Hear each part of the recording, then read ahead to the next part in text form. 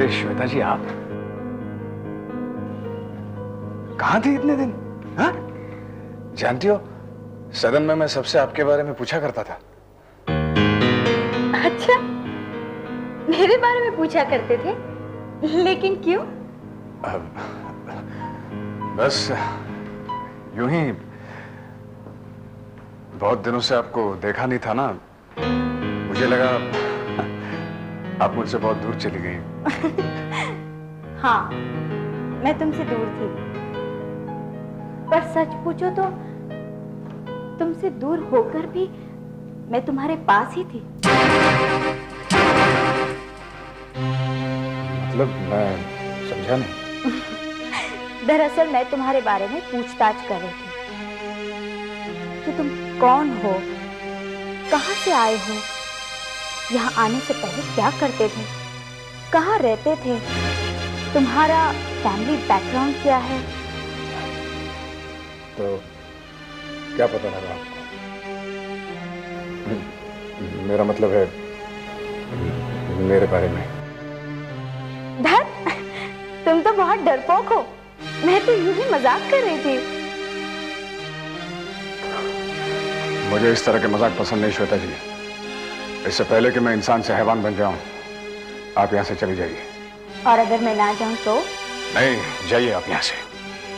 ठीक है, मैं यहां से चली जाती हूँ, लेकिन एक शर्त पर, कि मेरे जाने के बाद और फिर यहाँ ना आने पर तुम किसी से भी सदन में मेरे बारे में नहीं पूछोगे। बोलो, मंजूर है?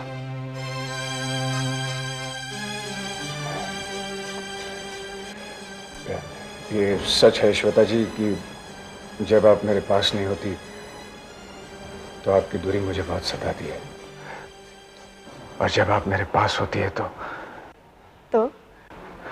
पता नहीं क्यों मुझे ऐसा लगता है मैं आपसे कहीं दूर, कहीं भाग जाऊं। ये सब क्यों होता है मुझे नहीं मालूम। बार बार अपने इस व्यवहार के कारण सबके सामने शर्मिंदा होना पड़ता है। तो तुम इतना तो समझते हो ना अमित, तुम्हारे हर सवाल का यही एक जवाब है। तुम्हें जो अच्छा लगता है, हो सकता है वो दूसरों को बुरा लगता हो। इसलिए तुम्हें हमेशा यही कोशिश करनी चाहिए कि तुम वो करो जो तुम्हारे साथ दूसरों को भी अच्छा लगे। सच? हाँ अमित, दूसरों के साथ वैसा ही व्यवहार करो जैसा तुम चाहते हो कि दूसरे तुम्हारे साथ करें। इससे बार बार तुम्हें शर्मिंदा भी नहीं होना पड़ेगा। मैं ऐसा करने की कोशिश तो करता हूं श्वेता जी, लेकिन कोशिश करने वाला इंसान कभी ना कभी जरूर कामयाब होता है। ऐसा मैं नहीं, माँ कहती है। तो आपको यकीन है मेरी कोशिश कामयाब होगी? डेफिनेटली। और तुम्हारी इस कामयाबी पर मैं जश्न मनाऊंगी। जश्न? श्वेता जी, जश्न के अलावा भी तो बहुत कुछ है इस दुनिया में। ले देकर आप लोग किसी न किसी बहाने जश्न क्यों मनाने लगते हो? मुझे सख्त नफरत है जश्न से, जश्न के शोर शराबे से। मैं तो चाहता हूं कि हमेशा के लिए किसी एकांत में जाऊं जहां शांति मिले। शांति और एकांत की तलाश में देखना कहीं तुम तैराकी ना बन जाओ। नहीं, मेरा कहने का मकसद वो नहीं था। दरअसल कुछ नहीं। अब तुम आज से, बल्कि अभी से वही करो जो मैंने तुम्हें कहा है। दूसरों के साथ वैसा ही व्यवहार करना चाहिए जैसा मैं चाहता हूं लोग मेरे साथ करें। एग्जैक्टली। अच्छा, तो मैं अब चलती हूँ। कल वक्त मिला तो तुमसे मिलने फिर आऊंगी। माँ मेरा इंतजार देख रही होगी। Bye bye.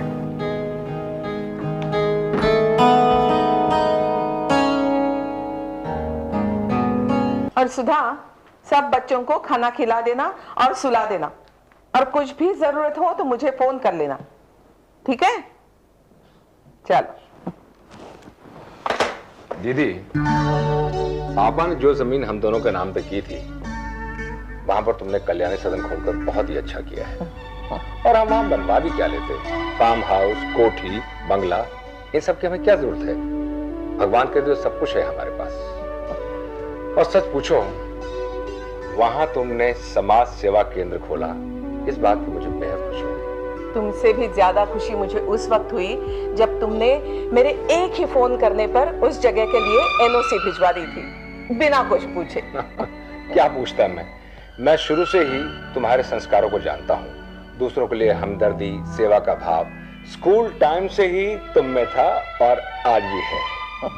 सच कहा जाए तो कल्याणी सदन तुम्हारे लिए उस बच्चे की तरह है जिसकी परवरिश तुमने ममतामयी माँ की तरह की है ना?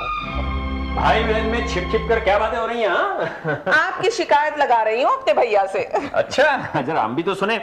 भाई साहब के आने पर हमारी धर्म पत्नी को हमसे क्या क्या शिकायतें होने लगी। देखो अमर, तुम इनकी बातों पर ध्यान मत देना, इनसे मुझे भी शिकायतें हैं, मेरी भी बात सुनना। आप दोनों मियाँ बीवी इस झमेले में मुझे मत डालिए, मिलजुल कर खुद ही गिले शिकवे दूर कर लीजिए। मैं चला। इनकी बातों से डर गए? नहीं दीदी, दरअसल मुझे अपने फ्रेंड से मिलने जाना है, जब से आया हूं तब से ही। हेलो, हाँ बोल रही हूँ। हम आपका इंतजार कर रहे हैं। हाँ, साहब भी यहाँ हैं। आप जितना जल्दी हो सके आ जाइए। Thank you. किसका फोन था? केटरर के यहाँ से फोन था। शादी के खाने का मेन्यू डिसाइड करना है ना। अमर, तुम भी थोड़ी देर के लिए रुक जाओ तो तुम्हारी पसंद भी इसमें भला मैं क्या करूंगा? जीजू है ना। अरे तुम्हारे जीजू तो अपना मेन्यू नहीं सेट कर पाए। जो खिला दो खा लेते हैं। फिर ये तो शादी ब्याह का मामला है ना, इसीलिए इसका डिसीजन लड़की वालों को करना चाहिए। वो अलग बात है कि भाई शादी का खर्चा कल्याणी सदन करेगा, लेकिन इस मामले में हमें शुक्ला जी की राय जरूर लेनी चाहिए। कल्याणी, अमर इज राइट। पर केटरिंग वाला तो यहाँ आएगा। तो क्या हुआ दीदी, जाते जाते उसे पिकअप कर लेंगे। भाई हमारी पसंद के साथ साथ शुक्ला जी की राय का भी पता चल जाएगा। हाँ, ये सही है। चलो चल। अरे गोपाल जी साहब। घर में कोई नजर नहीं आ रहा है, गए कहाँ सब लोग? नेहा कहाँ है? नेहा साहब और माजिद तो शुक्ला जी के वहां गए साहब। अच्छा, मुझे एक कप चाय पिलाना। ना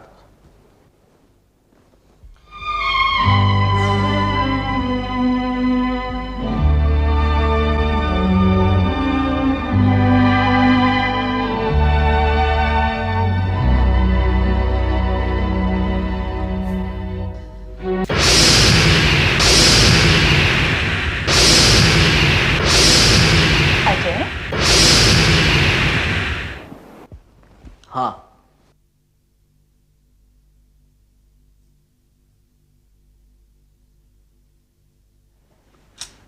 मेरी नेहा कहाँ है? ये अचानक नेहा का ख्याल कैसे आया तुम्हें? क्या वो मेरी बेटी नहीं है? उस दिन उसे बीमारी की हालत में तुम मेरे घर पर लेकर आए थे, जरा सी ठीक हो गई और तुम उसे लेकर चले गए। उसके बाद मुझे उसके बारे में कुछ भी पता नहीं चला, इसीलिए मैं चली आई। तुम्हें अगर नेहा की इतनी ही चिंता है तो कल्पना, तुम नेहा के साथ आकर क्यों नहीं रहती? अजय, मैं तुम दोनों के साथ रहना चाहती हूँ, पर मैं क्या? मैं नहीं चाहता ऐसे। कल्पना, तुम इस घर में आकर रह सकती हो, अपने पापा का घर छोड़कर। नहीं अजय, ये नहीं हो सकता। ये ख्याल तुम अपने दिमाग से निकाल दो। हाँ, अगर तुम और नेहा मेरे पापा के यहाँ आकर रहना चाहो तो हम रह सकते साथ में। कल्पना, जो तुम चाहती हो वो मैं नहीं कर सकता, और जो मैं चाहता हूं वो मैं नहीं कर सकती। देखो कल्पना, हमारी मतभेद की वजह से हम दोनों अपनी जिंदगी को जिस मोड़ पर ले आए हैं, वहां पर उसी की वजह से लोग उसका फायदा उठा रहे हैं। वैसे अजय, लोगों को फायदा उठाने का मौका तुम ही तो दे रहे हो। अब उस दिन तुम्हारे आने की खुशी में मेरे पापा ने तुम्हारा कितना अच्छा स्वागत किया था, पर तुमने क्या किया? कल्पना, तुम्हारे पापा ने मेरे स्वागत की तैयारी या मेरा स्वागत नहीं किया था, बल्कि मेरे ज़मीर को खरीदने की कोशिश की थी। लेकिन अब उन्हें पता चल गया होगा कि अजय चौधरी कौन है। कोई बिकाऊ चीज नहीं है वो। कल्पना, तुम इस घर में आकर रह सकती हो, पर इस घर की बहू बनकर, राकेश नाथ इनामदार की बेटी बनकर नहीं। My foot. Mister Ajay Chaudhary, मैं राकेश नाथ इनामदार की बेटी पहले और तुम्हारी बेटी बाद में हूं। सोसाइटी में मेरी जो इज्जत है ना, वो सिर्फ मेरे पापा की वजह से है, तुम्हारी वजह से नहीं। तो ठीक है, ठीक है। क्यों चली आती हो यहां पर बार बार मुझे और मेरे घर वाले को परेशान करने के लिए? छोड़ दो ना हमें हमारे हाल पर। अजय, अजय, तुमसे मुझे यही उम्मीद थी। एक तरफ तो तुम्हारे माँ बाप मेरे घर के चक्कर काटते हैं, मेरे पापा से ये कहते हैं कि आप हमारे समधी हैं और आपकी बेटी हमारी बड़ी बहू है, आप लोगों के हमारी शादी में शरीक होने से इज्जत बनी रहेगी। और दूसरी तरफ तुम ये कह रहे हो कि तुम्हें तुम्हारे हाल पर छोड़ा जाए। हाँ, एक्चुअली क्या है ना कि मेरी माँ और पापा, तुम्हारे पापा और तुम्हें ठीक से पहचानते नहीं है? जिस दिन पहचानेंगे उस दिन तुम्हारे घर की तरफ देखेंगे तक नहीं।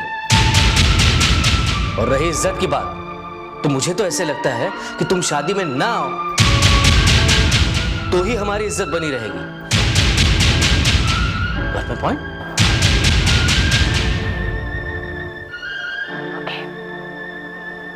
Okay Ajay, okay.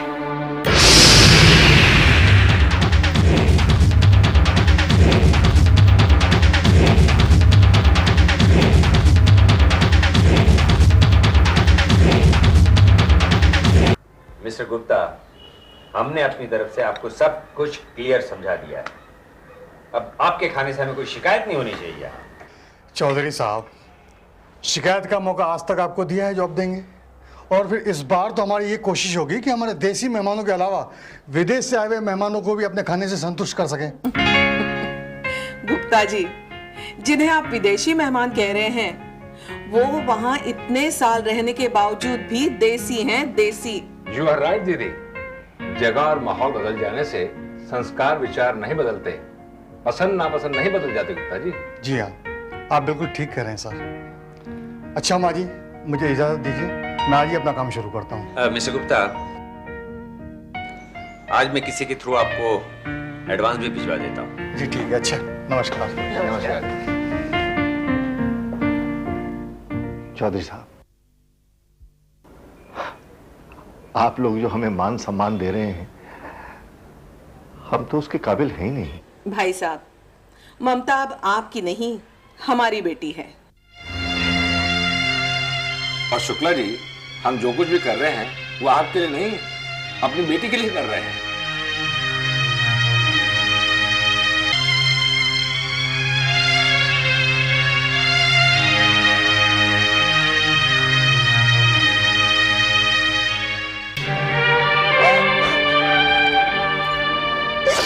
बहन जी,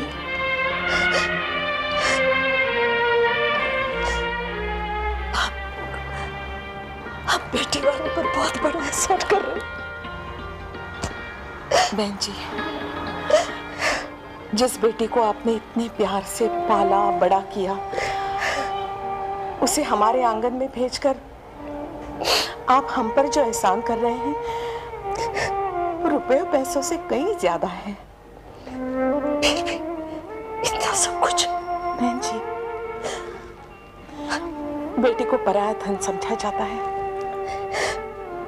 पर वो तो गृहलक्ष्मी होती है, और वो गृहलक्ष्मी जब घर को सजा सवार देती है, तो बेटी वालों का बेटे वालों पर ऐसा एहसान हो जाता है कभी भी उतारा नहीं जा सकता।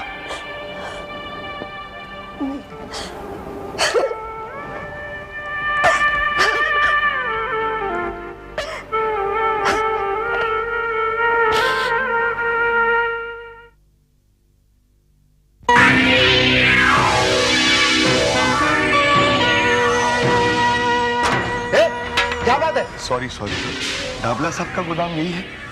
कौन दाबला?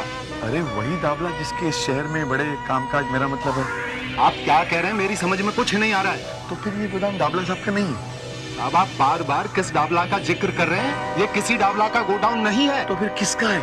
ये किसी का भी हो आपको मतलब? अरे भाई आप नाराज क्यों हो रहे हैं? मैं तो पूछ रहा हूँ ना। एक तो नींद खराब कर दी, ऊपर से कह रहे हैं कि सॉरी भैया, मुझे सिर्फ ये पूछना था, दाबला साहब का गोदाम यही है? यही की शिवड़ी में है? अगर आपको पता हो तो बता दो। जब हम जानते ही नहीं तो क्या खाक बताएं? अच्छा सॉरी सॉरी, आप बैठिए, आप बैठिए।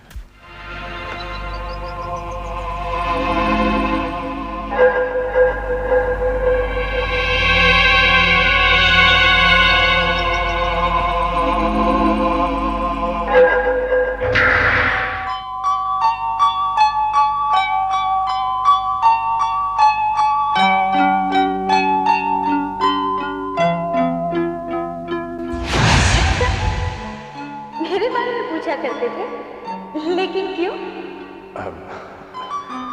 बस यूं ही,